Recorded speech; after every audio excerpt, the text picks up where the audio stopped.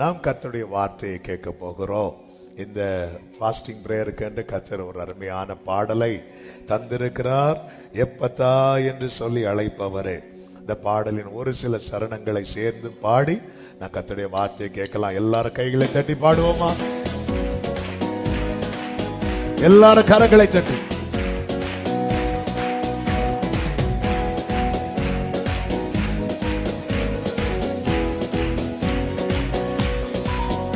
எப்பத்தா என்று சொல்லி தீரப்பவரே, என் வாழ்வின் கதவை திறந்திடுமே. எப்பத்தா என்று சொல்லி தீரப்பவரே, என் வாழ்வின் கதவை. மறுபடியும் பாடுங்க. எப்பத்தா என்று சொல்லி தீரப்பவரே, என் வாழ்வின் கதவை. விசுவாச அறிக்கை. எப்பத்தா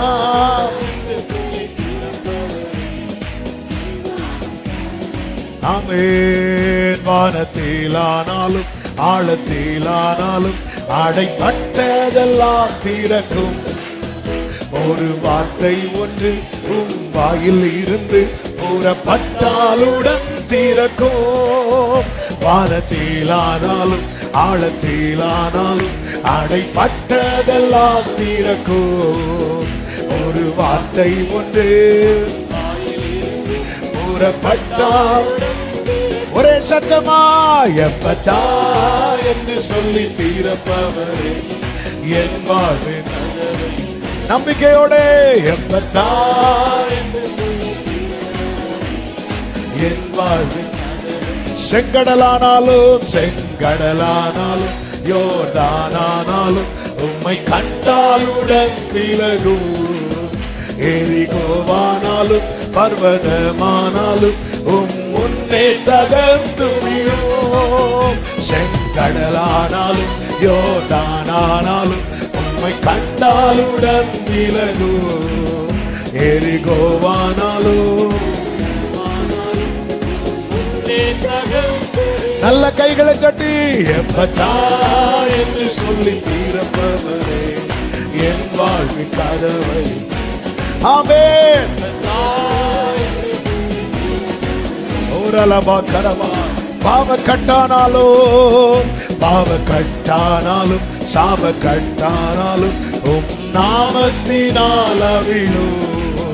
சீரை கதவானாலும் கல்லறையானாலும் உம் வல்லமையால் திறக்கும். பாவ கட்டானாலும் இயேசு நாமத்தினால் அவிழும். சீரை கதவானாலும் கல்லறையானாலும் ஓரலமா சத்தனபா கரபா. ஆமென். எப்பத்தா என்று சொல்லி தீரப்பவர், என் வாழ்வின் கதவை. glory. ஆமென். எப்பத்தா எப்பத்தா என்று சொல்லி தீரப்பவரே, என் வாழ்வின் கதவை திறந்திடுமே. எப்பத்தா.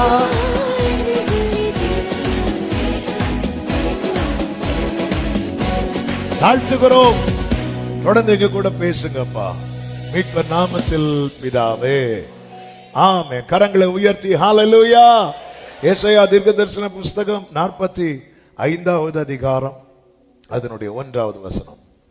கர்த்தராகிய நான் அபிஷேகம் பண்ணின கோரேசுக்கு முன்பாக ஜாதிகளை கீழ்ப்படுத்தி ராஜாக்களின் இடைக்கட்டுகளை அவிழ்க்கும்படிக்கும் அவனுக்கு முன்பாக வாசல்கள் பூட்டப்படாதிருக்க கதவுகளை திறந்து வைக்கும் படிக்கும் அவனை பார்த்து அவன் வலது கையை பிடித்துக் கொண்டு அவனுக்கு சொல்லுகிறதாவது. கர்த்தருடைய பரிசுத்த நாமம் மகிமைப்படுவதாக. இந்த மாதம் கர்த்தர் தந்த வார்த்தை, அவனுக்கு முன்பாக வாசல்கள் பூட்டப்படாதிருக்க கதவுகளை திறந்து வைப்பேன் என்றார். யாருக்கு முன்பாக? கர்த்தர் அழைத்து அபிஷேகம் பண்ணினவனுக்கு முன்பாக. அவர் திறந்து வைப்பேன் சொன்னா அது திறக்கப்படும். ஏனென்றால் அவரால் மட்டும்தான் பூட்டக்கூடாதபடிக்கு திறக்கவும் திறக்க கூடாதபடிக்கு பூட்டவும் முடியும். அவர் ஒருவரே. எல்லா திறவுகோலையும் உடையவர் நாம் ஆராதிக்கிற தேவன் மட்டும்தான். நிறைய பேர் இந்த டூப்ளிகேட் கீ எல்லாம் அடிப்பாங்க. ஆமா, சிலர் அதுல ரொம்ப எக்ஸ்பர்ட்டா இருப்பாங்க. ஆண்டவர் கையில சில கீஸ் இருக்கு, முடிஞ்சா அடிங்க. என்னெல்லாம் கீ வச்சிருக்கிறார்? மரணத்தின் திறவுகோலை வச்சிருக்கிறார், பாதாளத்தின் திறவுகோலை வச்சிருக்கிறார். கர்த்தருக்கு மகிமை உண்டாவதாக.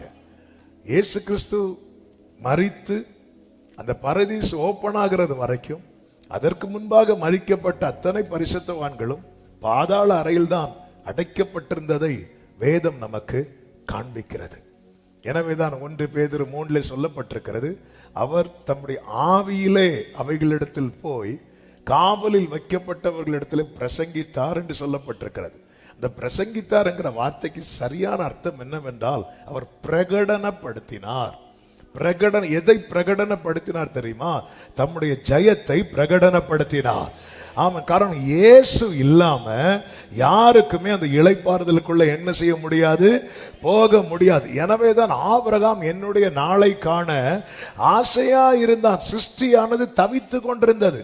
எனவேதான் இயேசு மரித்த போது வேதத்தில் ஒரு வார்த்தை இருக்கிறது, மரித்தவர்கள் உயிரோடு இருக்கிறவர்களாக காணப்பட்டார்கள் என்று. அதன் அர்த்தம் அவங்க எழும்பி பூமியில திரும்பி வாழ்ந்தார்கள் என்றல்ல. அவர்கள் எல்லாரும் எங்க என்றானாங்க தெரியுமா? பரதீசுக்குள்ள என்றானாங்க. இது தேவன் பாராட்டின கிருபை. ஆமென். அதன் அர்த்தம் என்ன? எந்த பாதாள அறையும் திறக்கிற வல்லமை உள்ளவர் தான் நாம் ஆராதிக்கிற தேவன். நல்ல கரங்களை தட்டி ஆமென் சொல்லுங்க. சபையே, அடிக்கடி சொல்றத மீண்டும் சொல்றேன், ஆண்டவரை உயர்த்தி சொல்லும் போது உடனே நம்ம சும்மா கேட்டுட்டு இருக்க கூடாது. ஆமென் சொல்லுங்க பார்க்கலாம். ஆண்டவரை கொண்டாடுறவங்க, அவங்க லைஃப் தெரியும், அவ்வளோ குவாலிட்டியா இருக்கும். அவங்க வாழ்ந்துட்டே இருப்பாங்க. அவங்க முன்னாடி எல்லாம் வாசல்கள் வந்து ஓபன் ஆயிட்டே இருக்கும். ஜீசஸை கொண்டாடுற சபையாதான் நாகர்கோவில் FGBC இருக்கணும். ஆமென் சொல்லுங்க பார்க்கலாம். Jesus celebrate Jesus. ஆமென் சொல்லுங்க பார்க்கலாம். ஹalleluya. அவ்வளவு பெரியவர், அவ்வளவு மகத்துவம் உள்ளவர்.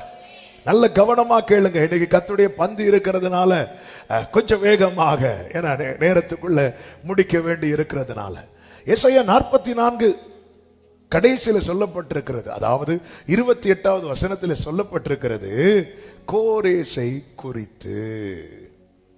45:1 சொல்லப்பட்டிருக்கிறது கோரேசை பார்த்து.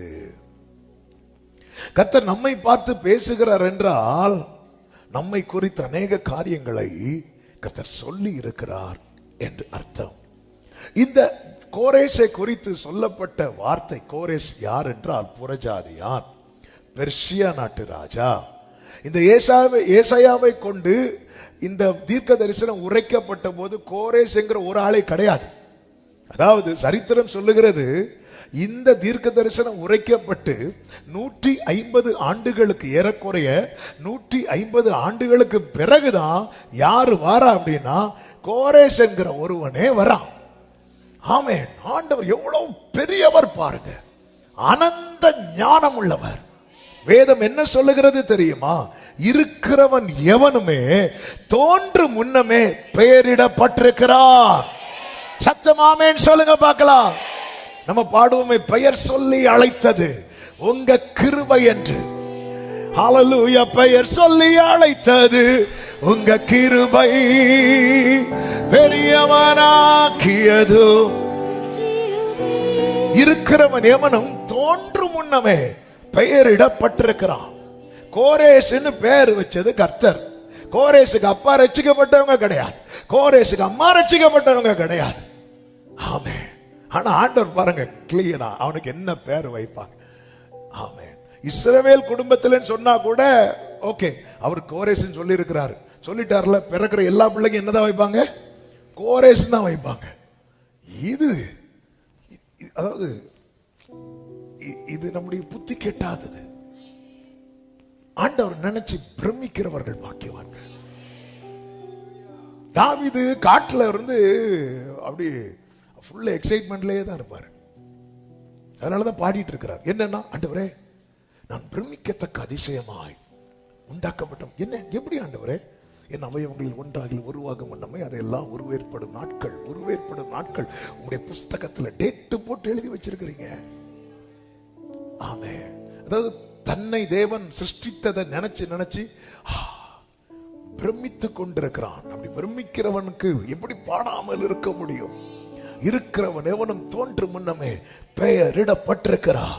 ஆமென். இந்த ஆலயத்துக்குள்ள இருந்து மட்டுமல்ல, ஆங்காங்கே இருந்து கேட்கிற அன்பு சகோதரா சகோதரி, நீங்கள் கர்த்தரால் அழைக்கப்பட்டவர்களானால், உங்கள் பெயரை உங்க அப்பா அம்மா அறிவதற்கு முன்னமே கர்த்தர் பெயரிட்டு அழைத்திருக்கிறார். நம்புறவங்க மட்டும் கரங்களை தட்டி ஹல்லேலூயா. ஆமென், ஆமென், ஆமென். ஆகார் ஆபிரகாம் வீட்டை விட்டு ஓடுறான். ஏன்னா கொடுமை தாங்க முடியல. சாராள் கொஞ்சம் கடினமா நடத்துறாங்க. இந்த அம்மா மூஞ்சி வச்சுட்டு சும்மா இருக்க வேண்டியதானே. கர்ப்பவதி ஆனதும் சாராளை பார்த்ததும் அப்படின்னாங்க. நான் சொல்ல வா உன வச்சுக்கிறேன். நேர ஆபிரகாம்கிட்ட போய் ஓடு ஒரே அழுக. ஆபிரகாம் இங்க பாருமா, வேலைக்காரி என்ன பண்ணணுமோ லைசன்ஸ் இல்லாமலே நம்ம வண்டி ஓட்டுற ஆட்கள். லைசன்ஸ் கிடைச்சா விட்டா வைப்பாங்க. லெஃப்ட் ரைட் வாங்கிட்டாங்க. தண்ணி எடுத்துட்டு வா, அதை எடுத்துட்டு வா, இதை எடுத்துட்டு வா. இவங்களுக்கு வயிற்றுல பிள்ளை, ஒண்ணும் பண்ண முடியல. டார்ச்சர் தாங்க முடியாம ஓடுறாங்க. ஓடும்போது இனி சாராள் உயிரோடு இருப்பா. சாரி, ஆகாருக்கு இனி ஒரு லைஃப் உண்டானே தெரியல. வனாந்திரத்தில் அலைய ஆரம்பிக்கிறான். வயிற்றுல பிள்ளைய வச்சுட்டு ஓடுறான். இனி அந்த உள்ள இருக்கிற பிள்ளை ஆனா பெண்ணா தெரியாது. அந்த பிள்ளை இனி உயிரோடு இருக்குமா தெரியாது. ஒண்ணுமே தெரியாம இருக்கும்போது கர்த்தருடைய தூதனானவர் ஆகாருக்கு தரிசனமாகி சொல்றாரு, அந்த பிள்ளைக்கு இஸ்மவேல் என்று பெயர் வைப்பாயாக. ஆமென். நல்ல கவனமா கேளுங்க. அடுத்து சாராளுடைய கற்பம் செத்து இருக்கிறது. கர்த்தர் ஆபிரகாம்கிட்ட பேசுறார். அவளாலே உனக்கு ஒரு குமாரன், அவனுக்கு ஈசாக்கு என்று பெயர் வைப்பாயாக. இஸ்மவேல் யாரு? தள்ளப்பட்டவன். ஈசாக்கு யாரு? தெரிந்தெடுக்கப்பட்டவன். தள்ளப்பட்டவனுக்கும் பேரு அவர்தான் வைக்கிறார். தெரிந்தெடுக்கப்பட்டவனுக்கும் பேர் அவர்தான் வைக்கிறார். நான் சொல்றது எத்தனை பேருக்கு புரிகிறது? அவருக்கு மேலாக ஒரு வல்லமை இல்லை. இருக்கிறவராகவே இருக்கிறவர் நான் ஆராதிக்கிற தேவன் சொல்றவங்க ஹல்லேலூயா, ஹல்லேலூயா. இயேசுவா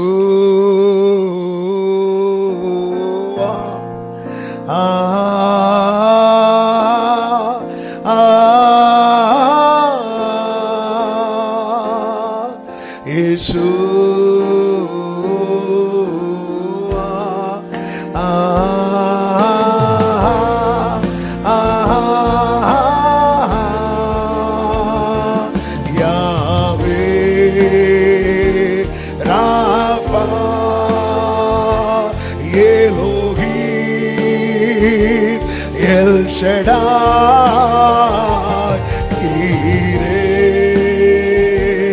அடோனாய் தம்மை வெளிப்படுத்துவே. யாவே யாவே ராஃபா ஏலோஹி எங்கும் நிறைந்தவரே, எல் ஷடாய் சர்வ வல்லவரே, ஈரே எல்லாம் பார்த்து கொள்பவரே, அடோனாய் எங்கள் தெய்வமே. glory. கைகளை உயர்த்தி ஒரே சத்தமா இயேசுவா இயேசுவா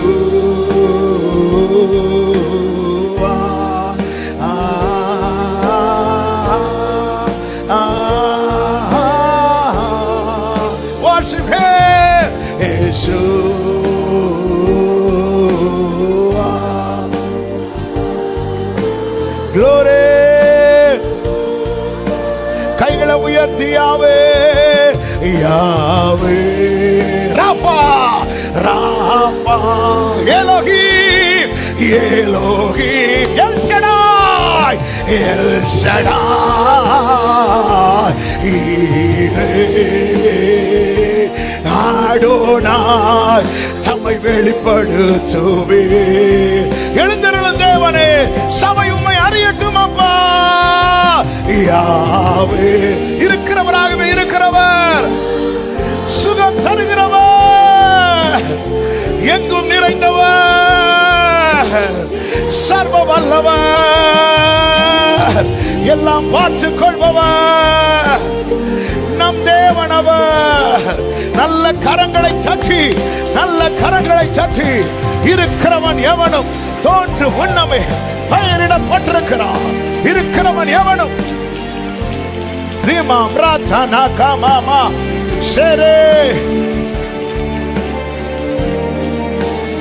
ஜீசஸ் உன் தேவன் யார் என்பதை நீ அனுதினமும் அறியணும், அனுதினமும் அறியணும்.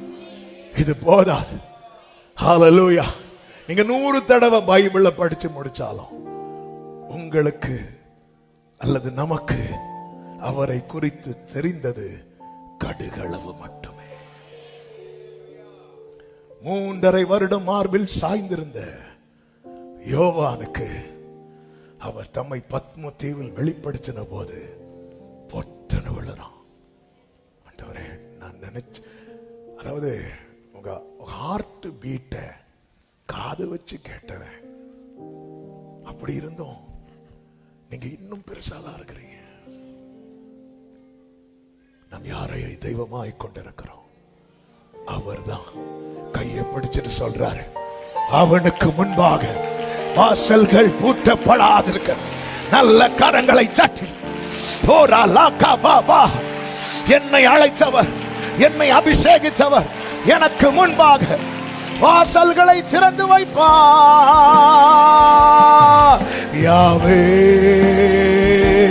ராஃபா ஏலோகி, கைகளை உயர்த்தி எல் ஷடாய் ஈரே ஆடோனாய் தம்மை வெளிப்படுத்துவே. சபையின் சத்தம் கேட்கட்டும். யாவே யாவே ராஃபா ஏலோகி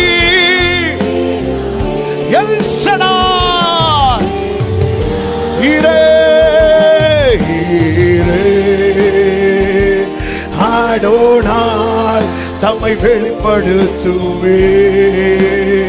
ஒரே சத்தமா இயேசுவான்னு பாடுவோம். இயேசுவா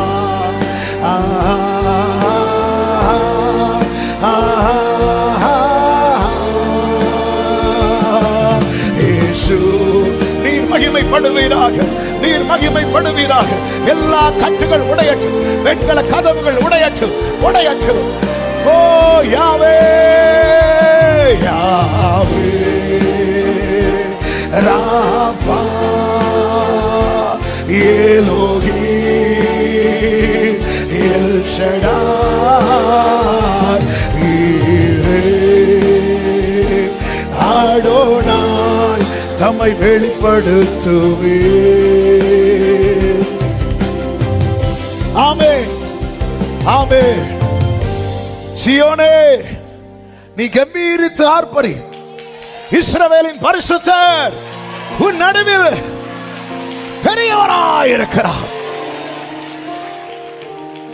இருக்கிறவனவனும் தோன்றும் முன்னமே பெயரிடப்பட்டிருக்கிறான்.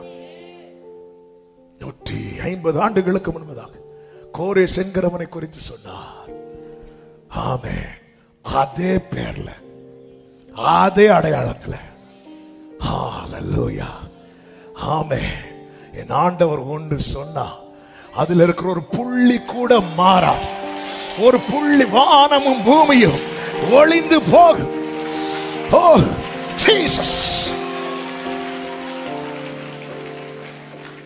யாவே ராஃபா, எல்லாரும் கைகளை உயர்த்தி ஏலோகி எல் ஷடாய் ஈரே ஆடோனாய் தம்மை வெளிப்படுத்துவே. முடிந்த கைகளை உயர்த்தி கண்களை ஏறெடுத்து யாவே யாவே. சபை உண்மை அறிகிற அறிவில் வளரட்டும். சபை உண்மை அறிகிற அறிவில் வளரட்டும்பா. ஓரலமாம்ரே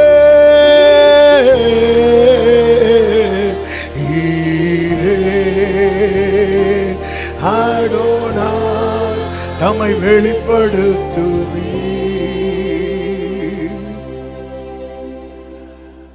கர்த்தர் ஏன் கோரேசை எழுப்பினார்? ஆண்டவர் இஸ்ரவேலோடு பேசிக்கொண்டே வருகிறார். இஸ்ரவேலின் நிலை எப்படிப்பட்டதா இருந்தது என்று எசையா எரேமியாவிலே அதிகமாய் பார்க்க முடியும். அவர்கள் அறிவில்லாமலும் உணர்வில்லாமலும் இருந்தார்கள் என்று எசையா 40:21 சொல்லப்பட்டிருக்கிறது. அறியாமலும் உணராமலும் ஆண்டவர் தம்முடைய ஜனத்தை தமக்கென்று பிரித்தெடுத்தார். இந்த உணர்வே இல்லை. நான் பிரித்தெடுக்கப்பட்டவன், நான் அவருக்குரியவன். இந்த உணர்வே இல்லாம இருந்தாங்க. எல்லாரையும் போல உலகத்துக்கும் தங்களுக்கும் வித்தியாசமே இல்லாத வாழ்க்கை. ஆண்டவர் ஆதி மனிதனை படைத்தது உலகத்தானாய் வாழ்வதற்கல்ல, உலகத்தில் அவருடைய ராஜ்யத்தை ஸ்தாபிப்பதற்காக மனிதனை படைத்தார். ஆனால் மனிதன் பாவத்தில் விழுந்தான்.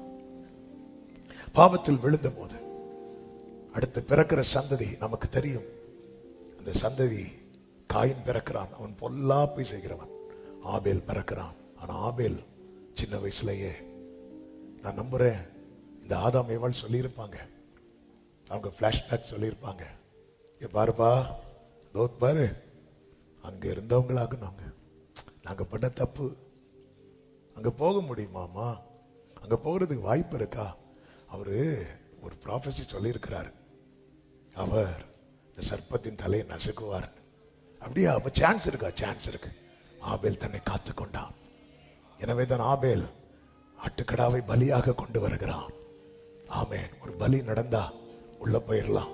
அதனாலதான் விசுவாசத்தினாலே ஆபேல், விசுவாசத்தினாலே அவனுக்கு நம்பிக்கை இருந்துச்சு. நம்பிக்கை இருந்துச்சு. கர்த்தர் ஆபேல் காயினை செப்பரேட் பண்றார்.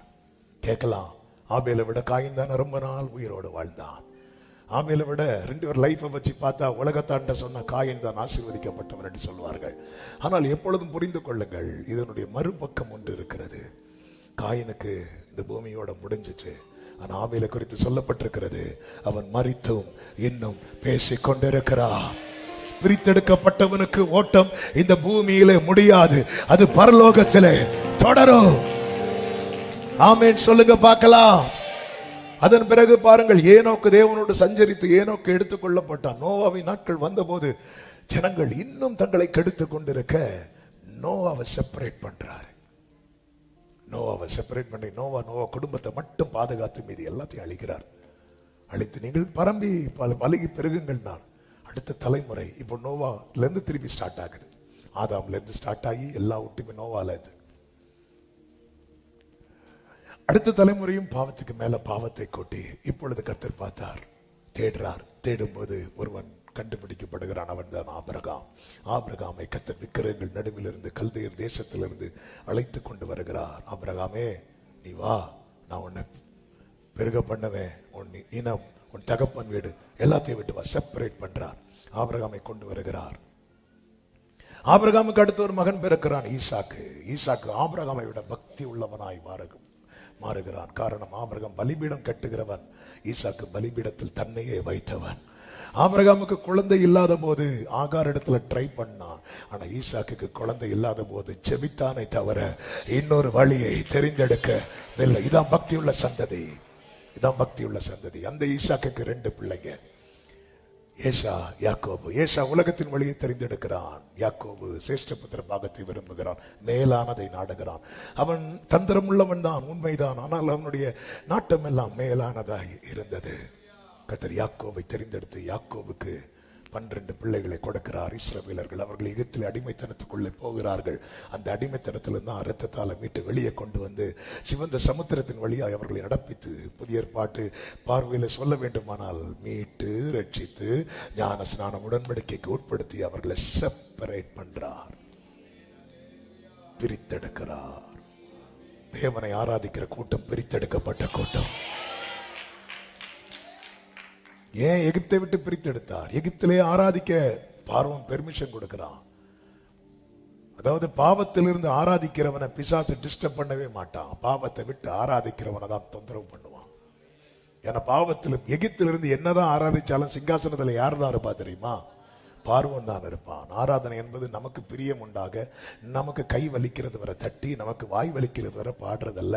ஆராதனை என்பது ஆராதனைக்குரியவர், அது சுகந்த வாசனையாய் முகர வேண்டும் அப்படின்னு எகிப்தை விட்டு தான் வரணும். எகிப்தை விட்டு வராங்க.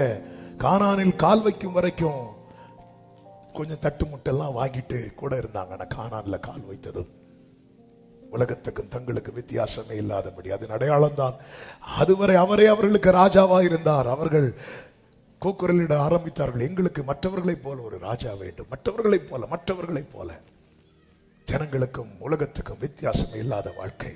ஆனாலும் ஆண்டவர் பேசிக்கொண்டே இருந்தார். தம்முடைய அன்பை எப்படியெல்லாம் காட்ட முடியுமோ காண்பித்துக் கொண்டிருந்தார். அன்பை அவர்களால் உள்வாங்க முடியவில்லை. அறியாமலும் உணராமலும் இருந்தார்கள். எசையா 41:24 சொல்லப்பட்டிருக்கிறது, அவர்களுடைய கிரியை வெறுமையிலும் வெறுமையானது, வெறுமையிலும் வெறுமையானது, எந்த பிரயோஜனமும் இல்லாத கிரியை, அந்த கனியற்ற அந்தகார கிரியை, தேவராஜ்யத்துக்கு கடுகளவும் பிரயோஜனம் இல்லாத கிரியை. வெறுமையிலும் வெறுமை, வெறுமையிலும் வெறுமை. ஏசாயா 42:20 சொல்லப்பட்டிருக்கிறது, அநேக காரியங்களை கண்டும் கவனியாது இருந்தாங்க. நீ அநேக காரியங்களை கண்டும் கவனியாது இருக்கிறாய். கவனிக்கல. அவனுக்கு செவிகளை திறந்தாலும் கேளாதே போகிறான். ஆண்டவரே நம்ம செவியை திறந்தாலும் கேட்க மாட்டோம். ஆண்டவர் என்ன சொல்ற, நீ செவியை சாய்த்துட்டு வாங்கிறாரு, வரமாட்டேச்சு. நானாவது உன் செவியை திறக்கிறேன்னா கேட்க மாட்டேன். ஏசாயா 43:22 சொல்லப்பட்டிருக்கிறது, ஆனாலும் யாக்கோபே நீ என்னை நோக்கி கூப்பிடவில்லை. நீ என்னை குறித்து ஆண்டவரை கூப்பிடல. ஆண்டவர் ஏற்படுத்தின இந்த ஜனத்தை நான் எனக்கென்று ஏற்படுத்தின இவர்கள் என் துதியை சொல்லி வருவார்கள். 21:43-21. ஆனாலும் நீ என்னை நோக்கி கூப்பிடல. நீ என்னை குறித்து மனம் செலுத்து போனாய். ஒரு புறம் கர்த்தருக்கு இவங்க செய்யற செயல் ஆதங்கம் இருந்தாலும், இன்னொரு புறம் பாத்தீங்கன்னா இந்த அதிகாரங்கள்லயே இப்போது யாக்கோபே உன்னை சிருஷ்டித்தவரும் அப்படிங்கிறார். யாக்கோபே நானும் வெறுத்துட்டேன்னு நினைச்சியா? நான் வெறுக்கல்ல யாக்கோபே அப்படிங்கிறார். ஏசாயா 43 கடைசியில கர்த்தர் சொல்லுகிறார், நீ இப்படி இருக்கிறதுனால நான் பரிசுத்த ஸ்தலத்தின் தலைவர்களை பரிசுத்த குலைச்சலாக்கி யாக்கோபை சாபத்துக்கும் இஸ்ரவேலை நிந்தனைக்கு ஒப்பு கொடுப்பேன். கோபத்துல சத்தம் போடுறார். சொல்லிட்டு 44:1 சொல்றார், இப்போதும் என் தாசனாக யாக்கோபே நான் தெரிந்து கொண்ட இஸ்ரவேலே. ஒரு புறம் கோபத்துல உன்னை பாரு, நான் என்ன பண்ண போறேன் பாரு அப்படி சொன்னதும் யாக்கோபை பார்த்தேன். ஆனாலும் யாக்கோபே நான் தெரிந்து கொண்டவனே. இப்ப யாக்கோபுக்கு ஒரு லைன், யாக்கோபுன்னா யாக்கோபின் சந்ததிக்கு சொல்றேன், ஒரு லைன் கிடைச்சிட்டு. என்ன லைன் தெரியுமா? அவர் யாருன்னு எனக்கு தெரிஞ்சிட்டு. என்ன யாரு தெரியுமா? என்னதான் அவர் கோபப்பட்டாலும் கொஞ்சம் முகத்தை டல்லா வச்சுட்டா அவரு இறங்கிடுவாரு. 6 நாள் நான் எப்படி வேணாலும் வாழ்ந்துட்டு 7வது நாள் வந்துட்டு கொஞ்ச நேரத்தில் இடைச்சாண்டவர் இறங்கிடுவாரு. தேவனை பரீட்சை பார்க்க ஆரம்பிச்சிட்டான். இது நல்லா இருக்குல்ல? நெருக்கத்திலிருந்து கர்த்தரை நோக்கி இப்படி அநேகந்தரம் அவர்களை விடுவித்தார் என்று நெகேமியா 9 சொல்லப்பட்டிருக்கிறது. கொஞ்சம் விசாலத்தில் விட்டதும் வழி மாறி போறது, நெருக்கம் வந்ததும் ஆண்டவர். இது நல்லா இருக்கு. உன் தேவன் யார்? கஷ்டம்னு கூப்பிட்டா வந்துடுவார். அதனால கஷ்டம் வரது வரை கூப்பிட மாட்டேன், போயிட்டே இருக்கு.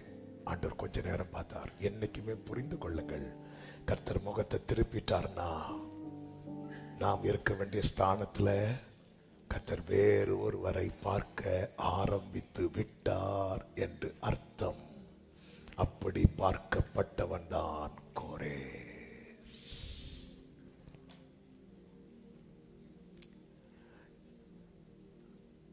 அவர் தமக்கு சொந்தமானதிலே வந்தார், சொந்தமானவர்களோ அவரை ஏற்றுக்கொள்ளவில்லை. ஏற்றுக்கொள்ளாததும் திரும்பி அப்பா வீட்டுக்கு போகல. ஏன்னா எந்த அதிகாரமும் யாருக்கும் கொடுக்க வல்லவர் அவர். என்ன பண்ணார் தெரியுமா? அவர் நாமத்தின் மேல் விசுவாசம் உள்ளவர்களாய் அவரை ஏற்றுக்கொண்டவர்கள் எத்தனை பேர்களோ அத்தனை பேருக்கும் பிள்ளைங்கிற அதிகாரம். சொந்தமானவர்கள் அவரை ஏற்றுக்கொள்ளாத போது சொந்தம் இல்லாதவர்களை சொந்தமாக்கினார். அப்படி சொந்தமாக்கப்பட்டவர்கள் தான் நாம் தேவனை ஆராதித்து கொண்டிருக்கிறோம். யாவே ராஃபா, கைகளை உயர்த்தி வர்ஷிப் பண்ணுங்க. ஏலோகி எல் ஷடாய் ஆடோனாய் தம்மை வெளிப்படுத்துவே. யாவே யாவே worship him. Ripratana mama, oh glory.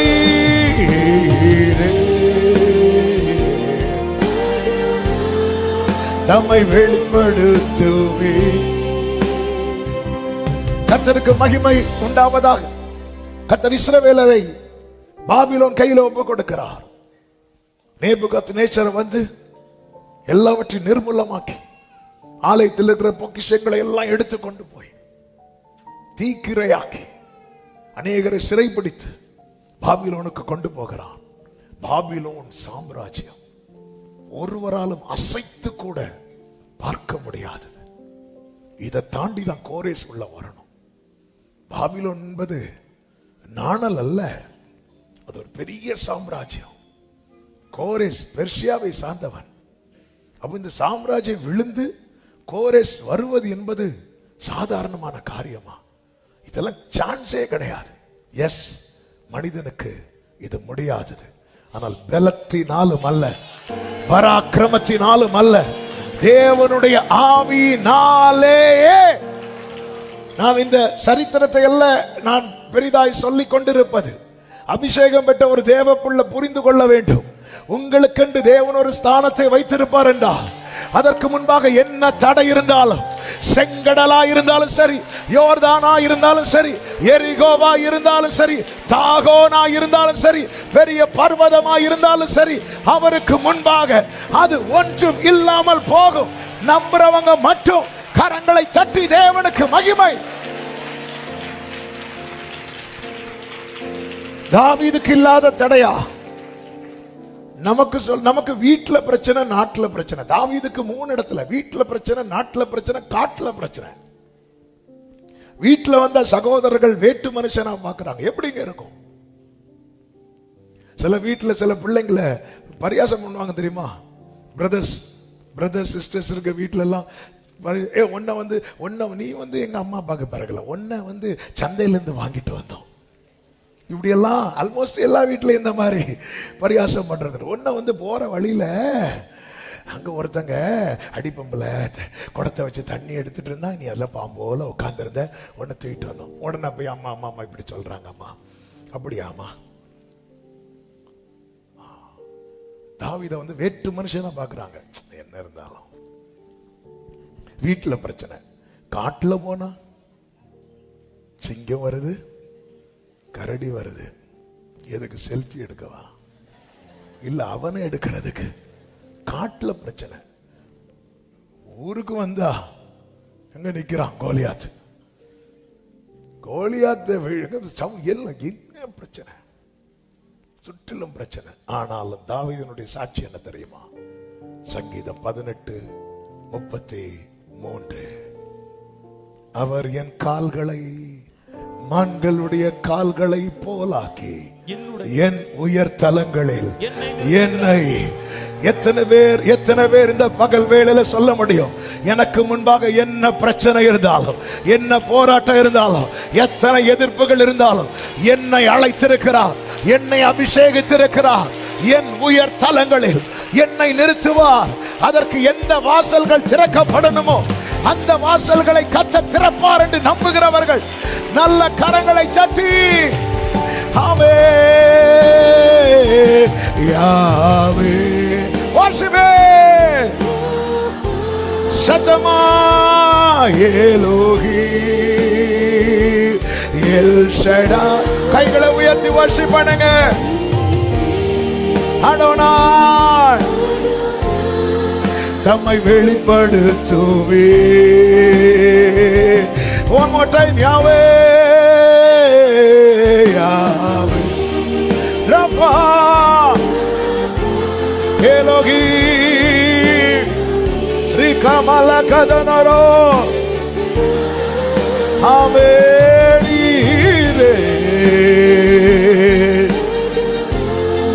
தம்மை வெளிப்படுத்துவே. பாபிலோன் எல்லாம் கைக்குள்ள, ராஜ்யங்கள் அவன் பிடியில, தன்னை வீழ்த்த ஒருவரும் இல்லை என்கிற நிலையில் இருக்கும் போதுதான் கர்த்தர் ஒரு சொப்பனத்தை கொடுத்தார். உலகத்தையே கலங்க வைத்தவன கர்த்தர் ஒரே ஒரு சொப்பனத்தை கொடுத்து கலங்க வச்சிட்டார். அது போலதான் பெல்ஷாத்சார், அதன் பிறகு வந்த ராஜா, அவனை எல்லாரும் புகழ்ந்துட்டு இருக்கும் போது ஆண்டவர் மனுஷ விரலை காட்டி அப்படி ஒரு லைன் எழுதினார். அதை பார்த்ததும் பெல்ஷாத்சாருக்கு இடுப்புக்கு கீழே தளர்ந்து முட்டெல்லாம் அடிக்குது. இவ்வளவுதான். பூமியில எவ்வளவு பெரிய சர்வாதிகாரியா இருந்தாலும் என் ஆண்டவருக்கு முன்பாக இவ்வளவுதான். ஆமென். என் தேவன் யார் தெரியுமா? ராஜாக்களை தள்ளி ராஜாக்களை ஏற்படுத்துகிறவர். நல்ல கரங்களை சட்டி கர்த்தருடைய கிரியை நடக்க போகிறது, தேசத்தில் நடக்க போகிறது. ஜீசஸ், யாவே யாவே, ஜீசஸ், எலோஹிம், எல் ஷடாய், ஈரே,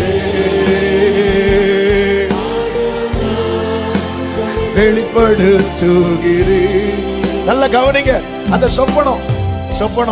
சொப்பனத்துக்கு அர்த்தம் சொல்லுங்க, சொப்பனத்தை சொல்லி அர்த்தம் சொல்லுங்க. ஆமென். பார்வோனாவது சொப்பனத்தை சொன்னா, யோசேப்பு அர்த்தம் சொன்னான். இவன் அப்படி இல்லை, நீ சொப்பனத்தையும் சொல்லணும்.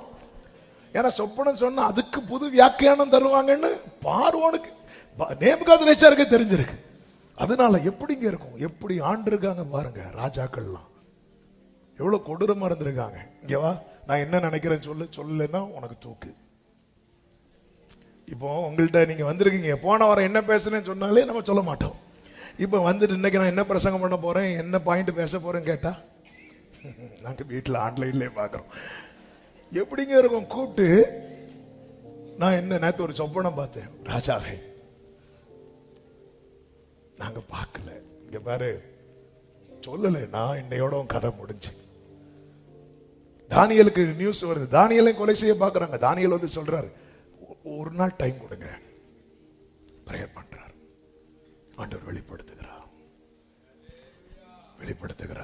ராஜா கிட்ட வர, ராஜாவை நீ கண்ட சொப்பனம் என்ன வேண்டாம், ஒரு உயரம், ஒரு பெரிய உயரமான ஒரு சிலை இருக்கு, பிரகாசமா இருக்கிறது, மேல பொண்ணு தலை, அந்த தலை தான் நீங்க, அதுக்கு கீழே எல்லாமே இருக்கு. நீ பார்த்துட்டு இருக்கும் போது கைகளால் பெயர்க்கப்படாத ஒரு கல் வந்து அடிக்குது, கைகளால் பெயர்க்கப்படாத ஒரு கல் வந்து அடிக்குது, ஒண்ணுமே இல்லாம ஆக்குது. இதுதான் நீங்க கண்ட சொப்பனம். உங்களுக்கு அப்புறம் வேற ராஜ்யம் வரும். உங்களுக்கு கீழான நீங்க தான் தலை, உங்களுக்கு மேல ஒண்ணுமே இல்ல. ஆனா இந்த கல்லு வந்து அடிக்கும், உங்களுக்கு கீழே இருக்கிற ராஜ்யம் வரும். உங்களுக்கு கீழே இருக்கிறவன் உயர்த்தப்படுவான். கைகளால் பெயர்க்கப்படாத கல். இந்த கல்லை யாருக்கும் ஒண்ணும் பண்ண முடியாது. இதுதான் கிங்டம் ஆஃப் காட். இதுதான் நிரம்பி இருக்கும் கடைசியில. இதை யாருக்கும் தொட முடியாது. நான் இந்த காரியத்தை சொல்லும் போது நேரம் இல்லாததுனால நான் எக்ஸ்பிளைன் பண்ணவில்லை. இதை சொல்லும் போது ஒரு நற்செய்தியை சொல்லுகிறேன். கர்த்தர் உங்களை ஒரு ஸ்தானத்தில் கொண்டு வந்து நிறுத்த தீர்மானித்திருக்கும் போது அதற்கு எதிராய் சத்துரு எழும்பி நின்றாலும் பரலோக ராஜ்யம் யுத்தம் பண்ணும். கைகளால் பெயர்க்கப்படாத கல் வந்து அடிக்கும். விசுவாசிக்கிறவர்கள் எஸ் worship ரிமாம் ராஜானாலே எல் ஷடாய் ஈரே glory தம்மை வெளிப்படுத்துகிறீர். கர்த்தருக்கு மகிமை உண்டாவதாக. கர்த்தர் பாபிலோனை விழத்தள்ளுகிறார். ஏன் விழத்தள்ளுகிறார்? பாபிலோன் கர்த்தர் ஒப்பு கொடுத்த போது நேபுகாத்நேச்சாரை என் தாசன் வேற சொல்லுவார். என் தாசனாகிய நேபுகாத்நேச்சரை நான் வரவழைப்பேன். அப்போ அந்த உணர்வு அவனுக்கு இல்லை. அவன் எப்படிப்பட்டவனா இருந்தான் தெரியுமா? எசையா 47 பாபிலோனை குறித்து சொல்லப்பட்டிருக்கிறது. அதனுடைய 10வது 6வது வசனத்தை வாசியுங்கள். எசையா 47:6. நான் என் ஜனத்தின் மேல் கடும் கோபம் அடைந்து என் சுதந்திரத்தை பரிசுத்த குலைச்சலாக்கி அவர்களை உன் கையில் ஒப்பு கொடுத்தேன். நேபுக்கு கவனிங்க, சத்துருவே. அதனாலதான் மீகா சொல்றாருல, சத்துருவே எனக்கு விரோதமா உன் சாமர்த்தியத்தில் என்ன பிடிச்சேன்னு நினைக்காத. அவர் ஒப்பு கொடுத்தார், அவ்வளவுதான். அவர் ஒப்பு கொடுத்ததுனால நேபுகாத்நேச்சர் இவர்களை பிடிக்கிற ஏறக்குறைய 11-12 ஆண்டுகள் முற்றுகை போட்டுட்டே இருக்கிறான். திறப்பு உண்டானதும் உள்ள புகுந்துட்டான். கர்த்தர் ஒப்பு கொடுத்தார். ஆனா இவன் என்ன பண்றான் அப்படின்னா 10வது வசனம், உன் துன்மார்க்கத்திலே நீ திடநம்பிக்கையா இருந்து என்னை பார்க்கிற ஒருவரும் இல்லை, என்னை பார்க்கிறவர் ஒருவரும் இல்லை என்றாய். உன் ஞானமும் உன் அறிவுமே உன்னை கெடுத்தது. நான் தான், என்னை தவிர ஒருவரும் இல்லை என்று உன் இருதயத்தில் எண்ணினாய் அல்லவா. அடுத்த வசனம், ஆகையால் அடுத்த வார்த்தை கவனிங்க, அது எங்கே இருந்து உதித்ததென்று நீ அறியாய். நீ அதை நிவிர்த்தியாக்க மாட்டாய். நீ அறியாதபடிக்கு சடிதியாய் உண்டாகும். ஆமே. தேவ பிள்ளைகளை புரிந்து கொள்ளுங்கள், கர்த்தருடைய ஜனமே. ஆமே. சத்துரு எவ்வளவு பெரியவனாக இருந்தாலும் சரி, இதுக்கு மேல சான்ஸே கிடையாது என்கிற நிலையில அவன் தன் கூடாரத்தை போட்டாலும் சடிதியில அவனை இல்லாமல் ஆக்குகிற வல்லமை கர்த்தரிடத்திலிருந்து புறப்பட்டு வரும். பாபிலோனை தூக்குறாரு நேபுகாத்நேச்சர். அடுத்த ராஜாக்கள் எல்லாம் அடிக்கிறார். அடிச்சு கோரேசை கொண்டு வரார். நல்ல கவனமா கேளுங்க. இந்த நாட்களிலே சிறையிருப்புக்குள்ளே கட்டப்பட்ட நிலையில, சத்துருவின் கை ஓங்கின நிலையில யாராவது இருக்கிறீங்கன்னா மனஸ்தாபப்படுகிறவரிடத்துல மன்றாடுங்கள். இன்னும் உங்கள் இருதயத்தை கடினப்படுத்தி கொண்டு இராதிருங்கள். காலம் தாண்டி கேட்பதினால் ஒரு பிரயோஜனமும் இல்லை. இது அனுக்கிரக காலம், இது இரட்சணிய நாள். ஆமே. யாக்கோபு பயிரிட்டு அந்த விளைச்சல் முளைக்க ஆரம்பிக்கும் போது கர்த்தர் வெட்டுக்கிளிகளை அனுப்பினாராம். வெட்டுக்கிளிகள் எல்லாம் ஆக்கினதும் ஆமோஸ் கத்துறா, ஆண்டவரே ஆண்டவரே யாருக்கு இப்படி செய்தீங்கன்னு பாருங்க, யாக்கோபு சிரித்து போனானே ஆண்டவரே. அப்படி சொன்னதும் கர்த்தர் மனஸ்தாபப்பட்டு அப்படி ஆவதில்லை என்றார். அதன் பிறகு யாக்கோபு மீண்டும் பாவம் செய்ய ஆரம்பிக்கிறான். யாக்கோபு என்றால் இஸ்ரவேல் ஜனங்கள். மீண்டும் கர்த்தர் அக்கினி அனுப்புகிறார். யாக்கோபு சிரித்து போனான். அப்பா, யாக்கோபுக்கு நீங்க கொடுத்த பிராமிஸ் என்ன? பலத்த ஜாதி ஆக்க வேண்டானே. அவன் சின்னதாயிட்டான், அவன் சிரித்து போயிட்டான். கர்த்தர் மனஸ்தாபப்பட்டு அப்படியெல்லாம் ஆகாதுப்பா, மன்னிச்சுட்டேன் என்கிறார். இது கிருபையின் காலம். யாக்கோபு பார்த்தா இது நல்லா இருக்கே, நான் தப்பு பண்ண அவர் மன்னிப்பார். இது போய் அந்த காலம் முடிந்து கர்த்தர் பிரமாணத்தை தூக்கு நூலாய் போடுறார். அவர் தூக்கு நூல் போடுறார். அவனவன் கிரியைக்கு தக்க அளக்கும்படி தூக்கு நூலை போடுகிறார். ஆமோஸ் 7 நான் சொல்லுகிற வார்த்தைகள் நேரம் இல்லாததுனால் எடுத்து வாசிக்கல. எப்போ தூக்கு நூலை போட்டாரோ இனி நான் மன்னிக்க மாட்டேன்ட்டாரு. அதன் அர்த்தம் என்ன? இனி நீ எவ்வளவு அழுதாலும் நோ யூஸ். காலம் கடந்து எதை செய்தாலும் எந்த பிரயோஜனம் இல்லை. காலம் கடந்து செய்த கிரியைகள் வேதத்தில் 3 நபர்களை நமக்கு பார்க்க முடியும். ஒன்று ஏசா. அழ வேண்டிய காலம் கடந்த பிறகு அவன் அழுதான். அவன் எப்படி அழுதான் தெரியுமா? யாக்கோபு யாபோக்காற்றின் கரையில் அழுததை விட சத்தமிட்டு அதிகமாய் ஏசா அழுதான்.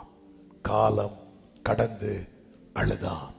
காலம் கடந்து அழுதான். பிரயோஜனம் இல்லை.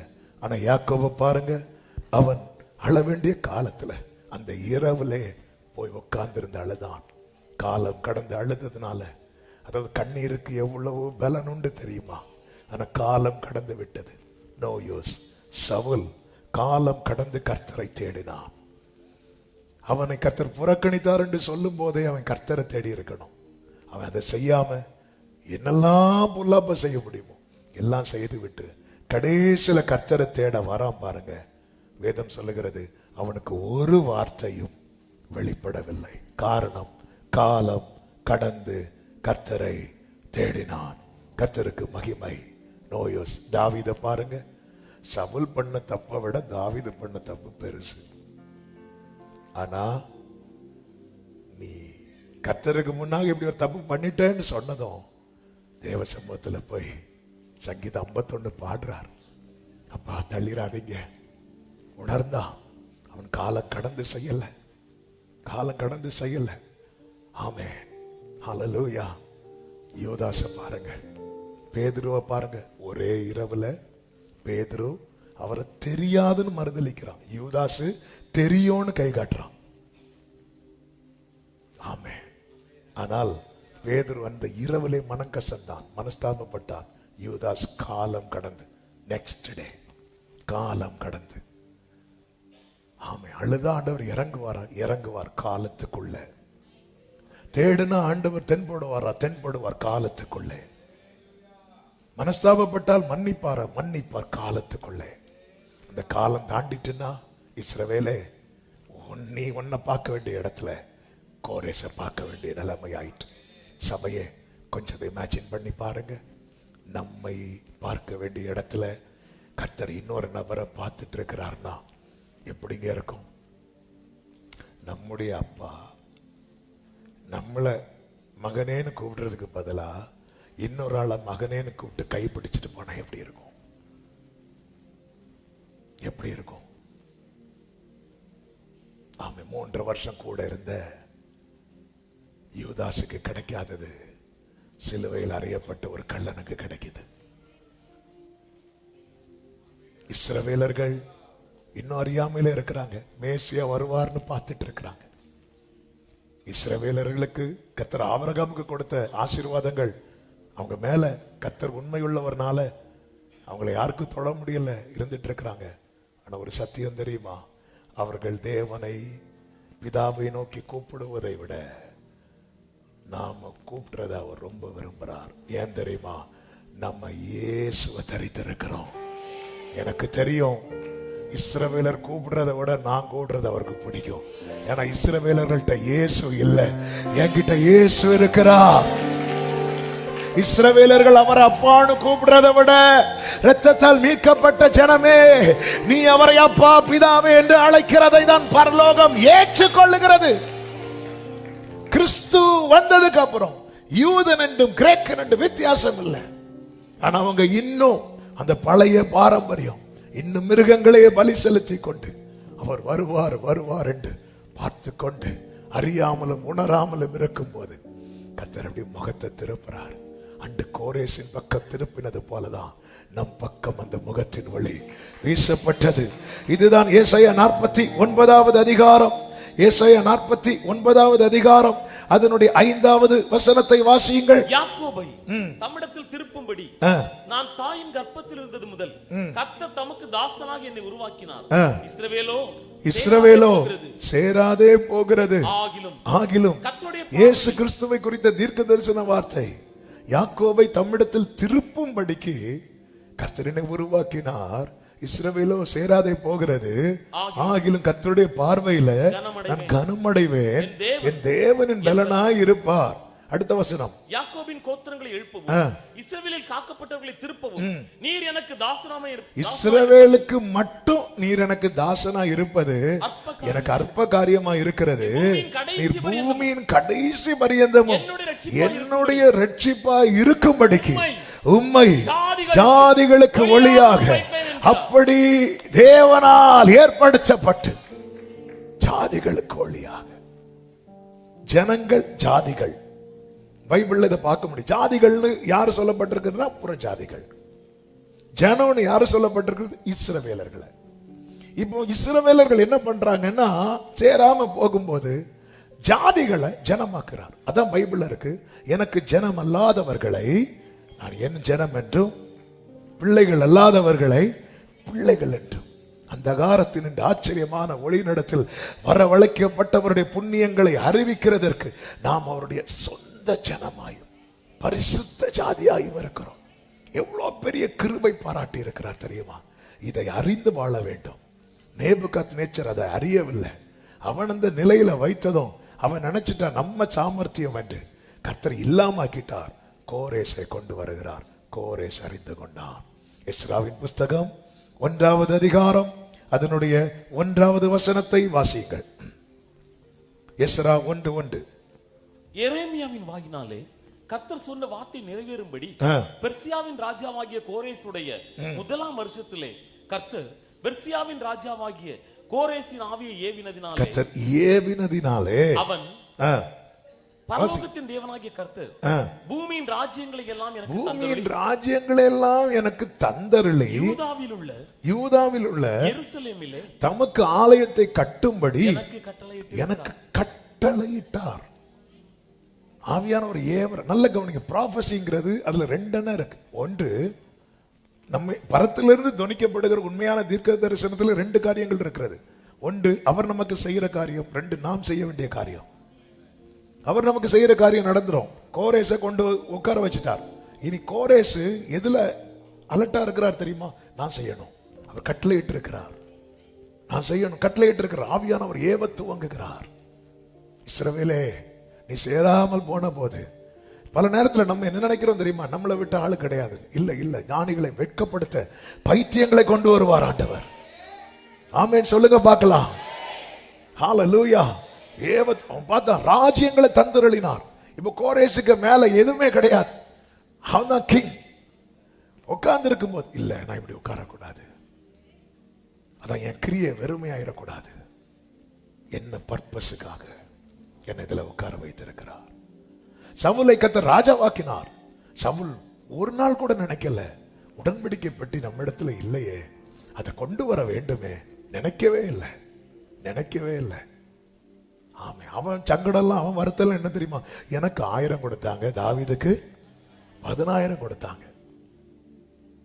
நம்ம வருத்தங்கள் எல்லாம் பார்த்தா நீ ஒரு நாளாவது கவலைப்பட்டியா சவுல்? இது உடன்படிக்கை பெட்டி இல்ல, பெலிஸ்தியர் கையில இருக்கு.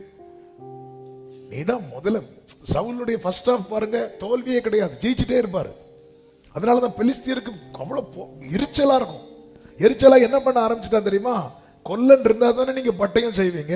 கொல்லனை இல்லாம ஆக்கிட்டான். ஒரு குடும்பத்தை அழிக்கணும்னு சத்ரு நினைச்சிட்டான்னா ஜெபிக்கிறவங்களை இல்லாமக்குவான். ஆமா, உங்க வீட்டுல ஜபசத்தம் இல்லையா? ஆயுதம் ரெடி ஆயிட்டுன்னு அர்த்தம். யுத்தத்துக்கு போகும்போது இஸ்ரவேலின் ராணுவம் ஓடுது. ஏன் ஓடுதுன்னா அவங்க கிட்ட ஆயுதம் இல்ல. இஸ்ரவேல் ராணுவத்தில் இருக்கிறவங்க சாதாரணமானவங்க அல்ல. வேதம் சொல்லுகிறது, யாராவது பராக்கிரமசாலியோ பலசாலியோ பார்க்கும்போது சவுல் அவனை தன்னுடைய ராணுவத்தில் சேர்த்துக்கொள்ள. சவுலின் ராணுவத்தில் இருக்கிற எல்லாமே பராக்கிரமசாலிகள், பலசாலிகள். ஆனா ஆயுதம் இல்ல. நீங்க எத்தனை வருஷம் விசுவாசியா இருந்தாலும் ஜெபம் இல்லாமல் சத்துருவை ஃபேஸ் பண்ண முடியாது, தேவனோடு உறவாடாமல். எனவே நம்முடைய பர்சனல் லைஃப்ல பிரேயர் ரொம்ப ரொம்ப முக்கியம். ஜெபம் கொல்லன அழிக்கணும், இதுதான் சத்துரு. அதனால என்ன பண்ணாங்க தெரியுமா? ஆயுதம் உருவாக்குறதுக்கு இஸ்ரவேலர்கள் யார்கிட்ட போக வேண்டி இருந்தது தெரியுமா? பெலிஸ்தியர்கிட்ட போக வேண்டி இருந்துச்சு. உங்க வீட்டுல ஜெபிக்கிற ஒரு நபர் இருந்தா அந்த நபருக்காக ஸ்தோத்திரம் பண்ணுங்க. எப்பவுமே இருக்கும்போது அதோடைய வேல்யூ தெரியாது. உங்க லைஃப்ல பிரேயர் குறையுதா, கொல்லன் அழிக்கிறான் அர்த்தம். பெலிஸ்தியன். பிரேயர் இஸ் தி டெலிகம்யூனிகேஷன் சென்டர்னு பைபிள் ஸ்காலர்ஸ் சொல்றாங்க. 2 நாட்டுக்கு யுத்தம் வரும்போது அந்த கம்யூனிகேஷன் சென்டர்ல தான் பாம்பு போடுவாங்க. எதுக்கு தெரியுமா? இன்ஃபர்மேஷன் பாஸ் ஆயிடக்கூடாது, இன்ஃபர்மேஷன் வேற யாருக்கும் ஸ்ப்ரெட் பண்ணிடக்கூடாது. சில நாள் இப்போ காஷ்மீர்ல அங்கெல்லாம் ஊர் பிரச்சனை அப்படின்னு வருதுனாலே என்ன சொல்ல, எனக்கு இந்த நெட்டெல்லாம் கட் பண்ணுவாங்க. பார்த்துருக்கீங்களா? எதுக்கு நெட்டெல்லாம் கட் பண்ணுறாங்கன்னா இங்கே உள்ள நியூஸ் வேற எங்கேயுமே போயிடக்கூடாது. இதுதான் சாத்தானுடைய தந்திரம். கர்த்தருக்கு மகிமை உண்டாவதாக. ஆமென். ஆவி நேவுதல் என்ன பர்பஸுக்காக கர்த்தர் வைத்திருக்கிறார். சவுல் அதை குறித்து உணர்வே இல்லை. ஆனா தாவீதை பாருங்க, தாவீதை வந்து தாவீதுக்கு கர்த்தர் சிங்காசனத்தை எல்லாம் உறுதிப்படுத்தினதும், தாவீது எனக்கு அந்த உடன்படிக்கை பெட்டியை கொண்டு வரணும். அவன் ஆரம்பத்தில் கொண்டு வந்த மெத்தேடு தப்பு, ஆனா கொண்டு வரணும்னு வாஞ்சே திருப்பி தன்னை சரி பண்ணி கொண்டு வரான். அவன் என்ன பண்ணியிருக்கணும்? ஏதோ கடமைக்கு செய்யணும்னா செய்கிறவனா இருந்திருப்பான்னா ஒரு அடி விழுந்தில்ல. அப்போ என்ன செஞ்சு என்ன சொல், கடமைக்கு செய்கிறவங்களுடைய உண்மையாக செய்கிறவங்களுக்கு வித்தியாசம் தான். கடமைக்கு செய்கிறவங்க தங்களுக்கு ஒரு சின்ன தடுமாற்றமோ அடி வந்துட்டுனா நமக்கு எதுக்குப்பா வம்பு, நம்ம போகக்கூடாது. இனி அவங்களாச்சு, அவங்க பாடாச்சு. ஆனா தாவீது அப்படி இல்லை, திருப்பி சரி பண்றான். எங்க அடி விழுந்துச்சு, எங்க தப்பு நடந்துச்சு, சரி பண்ணி திரும்ப போறான். ஏன்னா அவன் தேவனுக்கு அடுத்த காரியத்தை கடமைக்காய் செய்கிறவன் அல்ல, அதுதான் தன் வாழ்க்கையாகவே வைத்து செய்தான். ஆமே. எஸ்ரா பாருங்க, அவர் கட்டளை இட்டு இருக்கிறார். சொல்லி என்ன பண்றார் தெரியுமா? கட்டளை போடுறார். எல்லாரும் போங்க, எருசலேமுக்கு யார் யாருக்கு போகணும்னு தோணுதோ போய் நீங்க ஆலயத்தை கட்டுங்க சொல்லிட்டு ஒரு காரியத்தை செய்யறார். பாருங்க என்ன செய்யறார் அப்படின்னா, கர்த்தருக்கு மகிமை உண்டாவதாக. எஸ்ராவின் புஸ்தகம் 1வது அதிகாரம், அதை நீங்க படிச்சீங்கன்னா தெரியும். எஸ்ராவின் புஸ்தகம் 1வது அதிகாரத்துல நேபுகாத் நேச்சார் வந்து இஸ்ரவேலரை சிறைபிடிக்கும் போது எல்லாத்தையும், அதாவது பொக்கிஷத்தெல்லாம் எடுத்துட்டு வருவான்ல, அந்த அத்தனை பொக்கிஷத்தை 1:8 வாசியுங்கள். அவைகளை பெர்சியாவின் ராஜாவாகிய கோரேஸ் பொக்கிஷக்காரனாகிய மித்ரேதாவின் கையில எடுக்க செய்து யூதாவின் அதிபதியாகிய எஸ்பாசாரிடத்தில் எண்ணி கொடுத்தானாம். ஆமென். இதான் அபிஷேகம் பண்ணப்பட்டவனுடைய அடையாளம். என்ன அடையாளம் தெரியுமா? நல்ல கவனமா கேளுங்க, இங்க நான் ஜெபித்து முடிக்க விரும்புகிறேன். கர்த்தரால ஒரு காரியத்துல ஏற்படுத்தப்பட்டதுக்கு அப்புறம் எதுல கேர்ஃபுல்லா இருக்கணும் தெரியுமா? இன்னொருத்தவங்களுடைய ஒண்ணுமே நம்ம கையில் இருக்கக்கூடாது. இப்ப கோரேஸ் சொல்லியிருக்கலாம், ஏப்பா அது நான் எடுத்துட்டு வரலப்பா, எனக்கு முன்னாடி இருந்தவங்க எடுத்து வச்சுட்டாங்க, எனக்கு அது ஒண்ணும் பண்ண முடியாது சொல்லியிருக்கலாம். இல்ல, அது என்னுடையதல்ல, என்னுடையதல்ல. என்னைக்கு ஏதாவது குறைவு இருக்கா பாருங்க. ஏய், நேபுகாத் நேச்சர் எருசலேம் ஆலயத்தில் இருந்து எல்லாம் எடுத்துட்டு வந்தால, எடு. அபிஷேகம் பண்ணப்பட்ட தேவ பிள்ளையை, கர்த்தரை ஆராதிக்கிற தேவ பிள்ளைகளை வேற ஒருத்தங்களுடைய ஒண்ணு நம்ம கிட்ட இருக்கக்கூடாது. 17 ஆமீன் வருது. இன்னொருத்தங்களுடைய பிறனுடைய யாதொன்றையும் இருக்கக்கூடாது, இருக்கக்கூடாது. இயேசு உடுத்திருந்த வஸ்திரத்தை உறிஞ்சிட்டாங்க. உறிஞ்சிட்டு அவரை வேற ஒரு துணியில சுத்தி கல்லறையில வச்சாங்க. இயேசு உயிர்த்தெழுந்து அந்த துணியோட போகல, கல்லறைக்குள்ளே வந்து பேதுரும் யோவானும் பார்க்கும்போது அவரை சுற்றி இருந்த துணியை அவர் சுருட்டி ஒரு ஓரத்துல வச்சுட்டு அவர் போறார். ஏன்னா அது அவருக்குரியது கிடையாது. அவர் போயிருக்கலாம், எனக்குரியதை அவங்க எடுத்துட்டாங்க, அவங்களுக்குரியதை. என்னங்க என்னங்க ஒரு மாதிரி இருக்கிறீங்க? இல்ல இல்ல இல்ல, நான் போட்டு வந்த செருப்பை காணல, அதனால கிடைச்ச செருப்பை நான் போட்டுட்டு அப்படி இல்ல, நான் போட்டுட்டு வந்தேன் காணல, அதனால கிடைச்சதை போட்டு வந்தேன். போட்டதுதான் போட்டேன், நல்லதா போடப்படாதா. அது இன்னொருத்தங்க வந்துட்டாங்க, அடுத்த வாரம் பார்த்துக்கலாம். அது எனக்குரியதா? கல்லறையை கூட திருப்பி கொடுத்துட்டு தான் போனாரே ஆண்டவர். உலகத்தின் அதிபதி வருகிறான், அவனுக்கு என்னிடத்துல ஒரு கோரேஸ் தேவ ஆவியினால ஏவப்படுகிறவன் சொல்றான், எண்ணி கொடுக்கிறான்.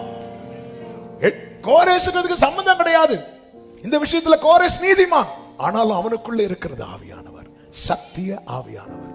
அது நாங்க ஒண்ணும் பண்ணல, அது எங்க அப்பா காலத்துல, அது எங்க தாத்தா காலத்துல. அது உங்களுக்குரியதா? அபகரிக்கப்பட்டதா? பறிக்கப்பட்டதா? உங்களுக்கு எண்ணி கொடுங்க.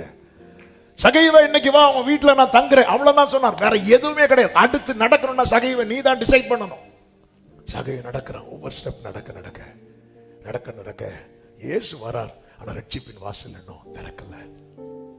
இயேசு பேசாம வரார், எதுவுமே பேசல. வேற ஆமென், எதுவுமே பேசல. எதுவுமே, அவருடைய பிரசன்னம் போதும் பேசு நம்ம கிட்ட. அவருடைய பிரசன்னம் நம்ம கிட்ட. நம்ம ஹalleluya. ஆண்டவரே ஆண்டவரே ஆண்டவரே, நான் யார்ட்டையாவது அநியாயமா வாங்கியிருந்தா நாளத்தனையா கொடுத்துறேன், எண்ணி கொடுக்குறேன்ப்பா. 4 times நான் திருப்பி கொடுக்குறேன். 4 times. அவன் பிரமாணத்துக்குள்ள வரான், பிரமாணத்துக்குள்ள வேதத்துக்குள்ள வரான். நான் அநியாயமா வாங்கினா நாளத்தனையா கொடுத்துறேன். என் ஆஸ்தியில பாதியை நான் ஏழைக்கு கொடுக்குறேன். எத்தனை பேர் வயிறை அடிச்சு நான் சாப்பிட்டேப்பா, அது இனி எனக்குன்னு இருக்கக்கூடாது. என் ஆஸ்தியில பாதியை நான் ஏழை. ஆண்டவர் சொல்றேன், இன்றைக்கு இந்த வீட்டுக்கு ரட்சிப்பு வந்தது.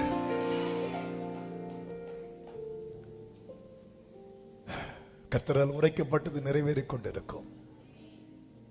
கர்த்தர் செய்ய வேண்டியதை செஞ்சுட்டு தான் இருக்கிறார். நாம செய்ய வேண்டியதை செய்யறோமா?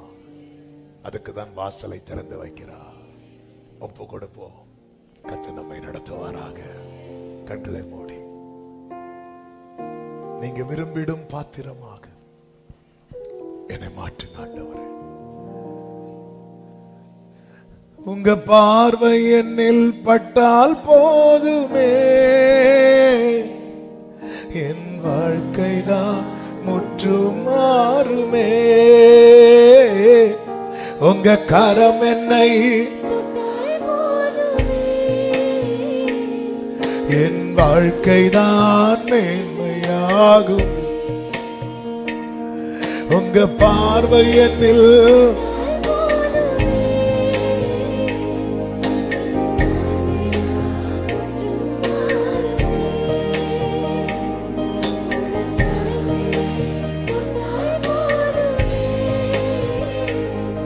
என் வாழ்க்கைதான்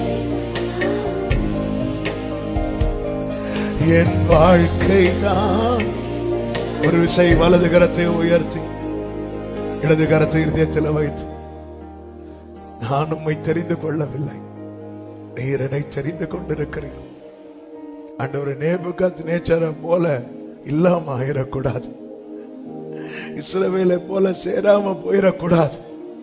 கோரேஷை போல ஆவியானவர் எதுக்கு லீட் பண்றாரோ அதை செய்ய பிரயாசப்படணும். உங்களுடைய நல்ல ஆவியானவர் என்னை செவையான வழியில ஒரே ஒரு ஜெபத்தை உண்மையா செய்ய முடியுமா? உங்களுடைய நல்ல ஆவியானவர், அப்பா ஆண்டவர், என்ன நீங்க ஒரு ஸ்தானத்துல பாக்குறீங்க, அதுல இன்னொரு ஆளை பாத்துடக்கூடாதுப்பா, முகத்தை திருப்பிடக்கூடாது. உங்க பார்வை எப்போது என் மேல விழுந்துட்டே இருக்கணும். நீங்க விரும்பிடும் பாத்திரமாக என்னை மாற்றிடும். உமக்காய் பயன்படும் உருவாக்கிடும். பரிசுத்த பிதாவின் நல்ல தகப்பனே, இதனால எங்களோடு பேசின உணர்த்தின வார்த்தைகளுக்காக ஸ்தோத்திரம். எஸ் லார்ட், இதை நாங்க அறியணும். கோரேசுக்கு அத்தனை ராஜ்யங்களை கொடுத்த போதிலும் நான் அவரிடத்திலிருந்து கட்டளை பெற்றிருக்கிறேன் என்று சொல்லி அவன் அதை நிறைவேற்றினான். கோரேசை குறித்து சொன்னீங்க, எனக்கு பிரியமானதை எல்லாம் நிறைவேற்றுகிறவன் என்று. எங்களை பத்தி அப்படிதான் ஆண்டவரை வச்சிருக்கிறீங்க. நாங்க அதை செய்யணும். உங்களுடைய நல்ல ஆவியானவர் எங்களை செவ்வையான வழியில் நடத்துவாராக.